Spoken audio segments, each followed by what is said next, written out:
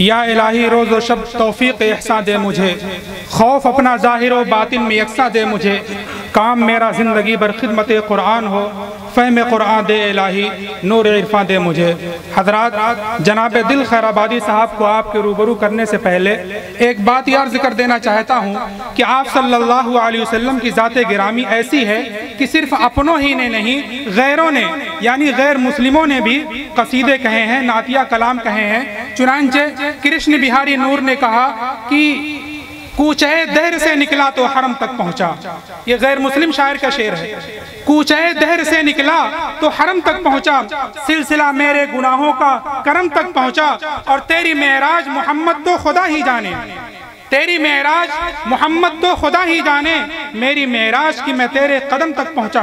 पंडित आजिज फानी ने कहा, लिखी मैंने सना नबियों की यूं अव्वल से आखिर तक, लिखी मैंने सना नबियों की यूं अव्वल से आखिर तक, मोहम्मद लिख दिया बस हो गया अव्वल से आखिर तक। राम प्रसाद बिस्मिल ने कहा कि जब कभी नामे मोहम्मद लब पे मेरे आए हैं, जब कभी नामे मोहम्मद लब पे मेरे आए हैं, लब से लब मिलते ही जैसे दिल से दिल मिल जाए है। आइए हजरात, अब इंतजार की घड़ियां खत्म हुई, अब मैं आपके रूबरू उस शायर को करना चाहता हूं जो किसी तर्ज का पैरो नहीं बल्कि मूजिद है, तरन्नुम का शाहकार भी है और आबशार भी।